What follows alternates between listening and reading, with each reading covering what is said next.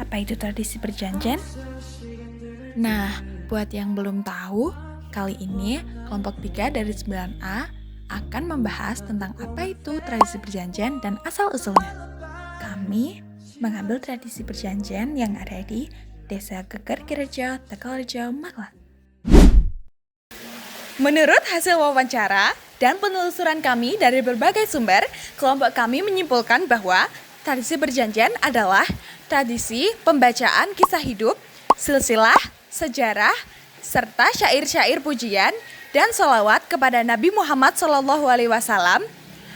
yang dilakukan secara bersama-sama dan dengan irama khusus.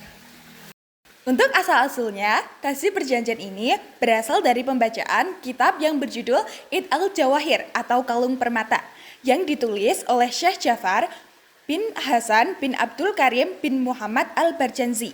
Nama Barjanzi sendiri diambil dari nama keluarga penulisnya yang berasal dari wilayah Barjans atau Kurdistan. Tujuan penulisan kitab ini disusun sebagai bentuk luapan kecintaan, penghormatan, dan upaya untuk meneladani Nabi Muhammad SAW. Isinya memuat riwayat hidup Nabi, silsilahnya, sifat-sifat mulia, hingga mukjizat-mukjizatnya. Masuknya tradisi berzanji ini ke dalam Indonesia dibawakan oleh para ulama dan penyebar Islam ke Nusantara. Di Indonesia, berzanji ini kemudian mengalami proses akulturasi dan menjadi tradisi lokal yang melekat dalam berbagai ritual kehidupan masyarakat, seperti kelahiran bayi, pernikahan, hingga syukuran rumah baru.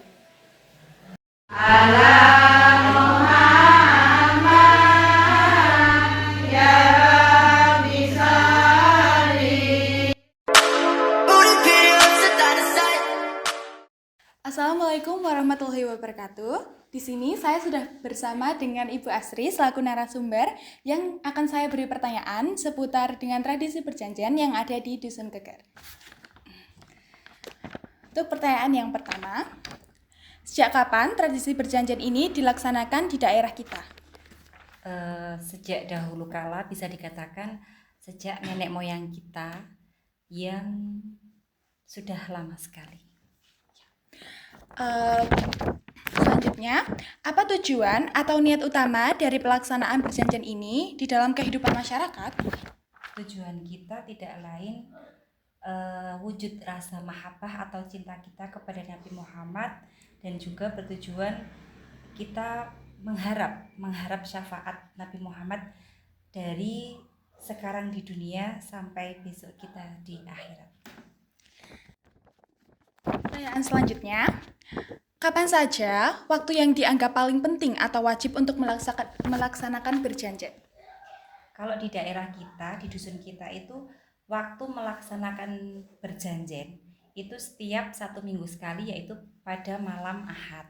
Tetapi kalau yang menurut kita penting dan wajib dilaksanakan yaitu pada bulan Rabiul Awal bertepatan dari tanggal 1 sampai tanggal 12, yaitu bulan kelahiran Nabi Muhammad SAW.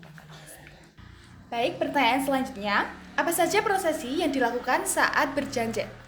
Prosesi yang dilakukan saat perjanjian yaitu membaca kitab Al-Berjanji, di mana di dalam kitab Al-Berjanji tersebut berisi tentang biografi dan silsilah Kanjeng Nabi Muhammad sejak beliau lahir sampai beliau wafat. Baik, saya akan melanjutkan pertanyaan berikutnya. Apa pesan moral atau nilai spiritual yang disampaikan melalui perjanjian? Pesan moral atau spiritualnya yaitu untuk meningkatkan rasa cinta, iman, dan juga keteladanan kepada Nabi Muhammad, serta memperbanyak akidah serta rasa solidaritas sosial. Di mana biasanya tradisi perjanjian dilaksanakan? Apakah selalu di masjid atau musola saja? Kalau di dusun kita biasanya dilaksanakannya di rumah-rumah. Jadi kita keliling dari rumah ke sini, misal malam Ahad kita di rumah sini, besok malam Ahadnya lagi di rumahnya si A atau si B, begitu selanjutnya. Bagaimana pesan anak muda sekarang terhadap tradisi perjanjian ini? Apakah masih berperan aktif? Peran anak muda melaksanakan jibaan itu bisa dikatakan kurang aktif ya. Mungkin karena dampak sekarang itu sosial media, gadget itu pengaruh. Jadi anak muda sekarang itu jarang sekali mau diajak untuk melaksanakan kegiatan perjanjian tersebut.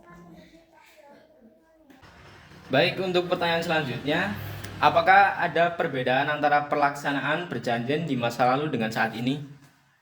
Perbedaannya jelas ada ya, karena kalau zaman dahulu itu nenek-nenek kita melaksanakan perjanjian tersebut itu dengan keadaan peteng, dan juga belum ada pengeras suara, listrik juga dulu jarang sekali ada yang bisa masang. Tapi kalau sekarang alhamdulillah kita melaksanakan perjanjian tersebut sudah terang, dan pada malam hataman atau malam puncaknya pas tanggal 12 itu kita bisa pakai pengeras suara. Selanjutnya, apa pelajaran hidup atau sifat yang baik kita bisa ambil setelah sering ikut acara perjanjian?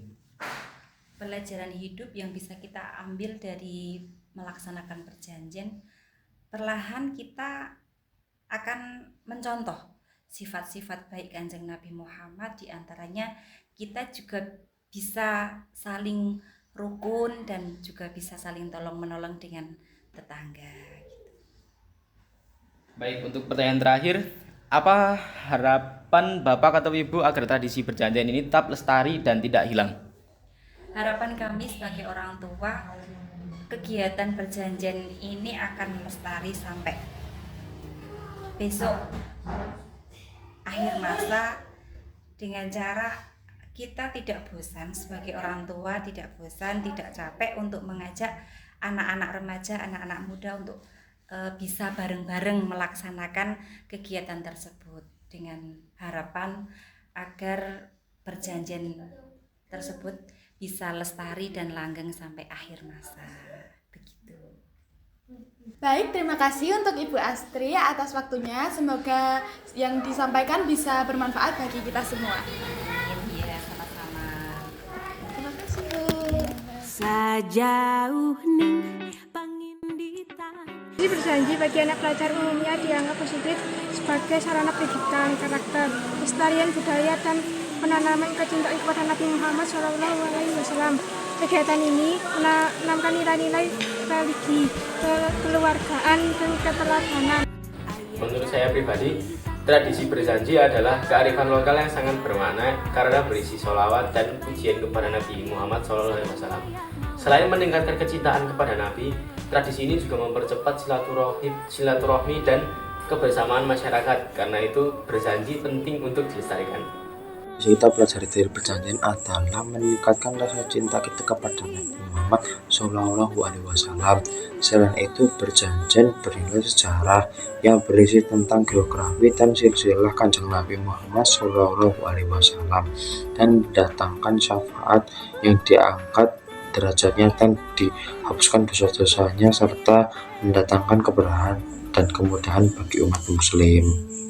Jadi yang dapat saya pelajari dari tradisi perjanjian ini yaitu kita mendapatkan ilmu dan wawasan tentang perjalanan hidup Nabi Muhammad Shallallahu Alaihi Wasallam dan memperdalam wawasan tentang budaya daerah seperti tradisi perjanjian ini. Jadi itu yang dapat saya pelajari dari tradisi perjanjian ini. Mari melantunkan salawat dan kisah agung baginda Nabi melalui kitab Al-Berjanji.